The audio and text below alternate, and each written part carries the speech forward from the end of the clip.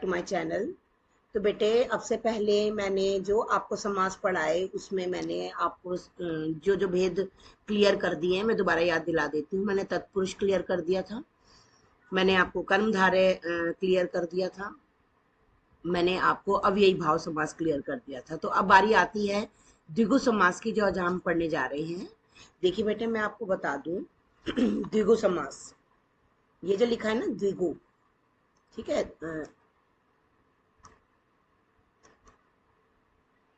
द्विगु समास, ठीक है। ये जो द्विगु समास है, जैसा कि आपको नाम से ही बोध हो रहा है, गा, ऐसे पहचान करने के लिए आप गा को देखेंगे। गा से क्या होता है? गा से होता है गिनती। गा से क्या होती है? गिनती। तो आप इस चीज को बिल्कुल ध्यान में रख लीजिए कि गिनती यानी नंबरिंग्स, कोई भी नंबर हो सकता है वो।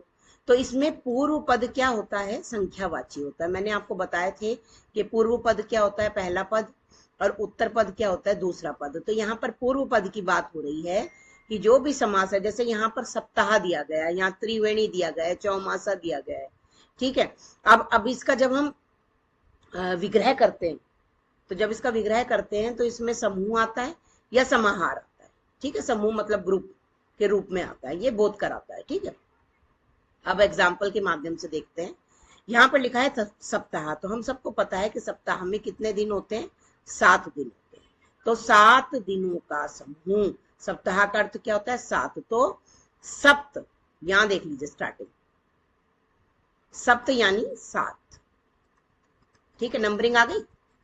नेक्स्ट में देखिए त्रिवेणी, त्रि यानी 3, 3 यानी 3, चौमासा, चौ यानी 4, सब में नंबरिंग आ रही है, ठीक है। ऐसे ही एक आता है बेटे आपका, बहुत ज्यादा दिया जाता है एग्जाम में, कई बार मिलता है, मैं बताती हूँ आपको, वो है शताब्दी, ठीक। शत का मतलब होता है 100, शत का मतलब यहां पर होता है 100। तो 100 वर्षों का समूह, अवधि कहते हैं वर्ष, तो 100 वर्षों का समूह क्या कहलाता है? शताब्दी। 100 वर्षों का समूह, ठीक है, 100 वर्षों का समूह होता है शताब्दी। अब अगर मैं ये कहूं कि लिखिए सप्त सई,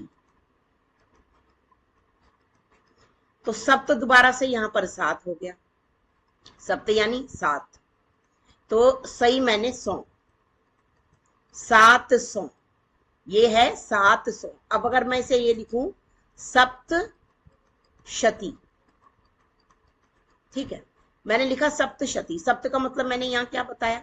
यहाँ मैंने बताया 7, और शत का मैंने क्या बताया था? यहाँ पे शत का 100, तो 700, यहाँ भी 700। ये दो रूप में देखा जाता है, कभी एग्जाम में आ जाता है सप्तसई, तो कभी एग्जाम में आ जाता है सप्तशती, तो दोनों का अर्थ 700 ही होगा। तो बेटे एग्जाम्पल के थ्रू आपको समझा दिया है मैंने। जिस भी एग्जाम्पल में आपको कहीं भी कोई पद नजर आता है, कोई शब्द दिया जाता है जिसके आगे नंबरिंग दी गई हो, जैसे अगर मैं कहूं 4 पाई, ठीक है, तो इसमें 4 क्या हो गई? नंबरिंग हो गई। हमेशा आपको किसी भी जो भी दिया जाएगा, जैसे अगर मान लो मैंने लिख दिया यहाँ पर पंजाब, पंज माने क्या होता है? 5 होता है, 5 आबों का समूह, नदियां बहती हैं, 5 जहां पर नदियां बह रही हैं उसे पंजाब कहते हैं, तो 5 नदियों का समूह, ठीक है, नदियों का समूह, ये होता है आपका द्विगु समास। तो नेक्स्ट देख लेते हैं द्वंद्व समास। द्वंद्व समास से, द्वंद्व का मतलब एक चीज याद रख लो कि ये लड़ाई, द्वंद्व यानी लड़ाई, दोनों में लड़ाई है, दोनों की बनती नहीं, पहला पद दूसरे पद के अगेंस्ट है, यानी के विपरीत है। याद रखिएगा, कई बार बच्चे योजक से पहचान करते हैं, बिल्कुल गलत। कई बार शब्दों में, जैसे कि अव्ययी भाव के अव्ययी भाव का जो एग्जाम्पल होते हैं उसमें भी योजक लगा हुआ आता है, लेकिन वो गलत हो जाता है बेटे। हम पहचान करेंगे कि दोनों ही पद प्रधान होते हैं और दोनों ही एक दूसरे के विपरीत होते हैं।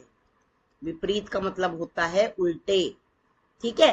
और जब हम इसका विग्रह करते हैं तो इसमें और आता है, या भी आ सकता है और भी आ सकता है, जब हम इसको अलग अलग करके लिखते हैं। देखिए कैसे, एग्जाम्पल दिया है माता पिता, तो जब हम इसका विग्रह करेंगे तो लिखेंगे माता और पिता। ठीक हो गया। तो बेटे इसमें स्त्रीलिंग के और पुल्लिंग के थ्रू भी ये विपरीत हो सकते हैं, और अन्न और जल वैसे भी ये विपरीत शब्द हो सकते हैं। ठीक है, अगर मैं कहूं बड़ा छोटा, गोरा काला, ऊपर नीचे, तो ये हमेशा विपरीत होते हैं।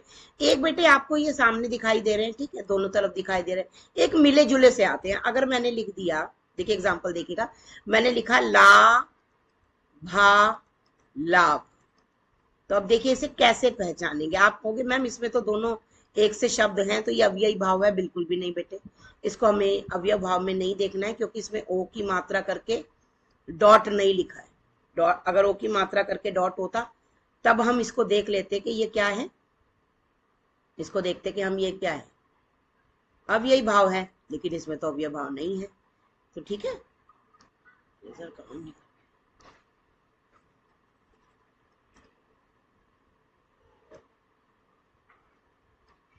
ये देखिए मैं दोबारा से लिखकर बता देती हूँ आपको, लाभा लाभ। तो हम इसे कैसे देखेंगे, देखो पहले हम इस लाभ को उठाएंगे, फिर इसे अ को उठाएंगे, अलाभ। ठीक है, अलाभ का अर्थ होता है हानि। अलाभ का अर्थ क्या होता है, हानि। ठीक है, लाभ माने प्रॉफिट और हानि माने लॉस। हो गए ना उल्टे, तो ऐसे पहचान करेंगे। आई होप आपको ये वीडियो अच्छी लगी होगी, दोनों अच्छे से समझ आ गए होंगे।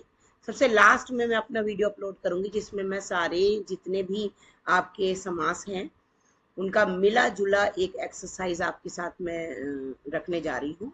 उसमें पहचान कराऊंगी आपको कि कैसे कौन से समास की पहचान की जा सकती है।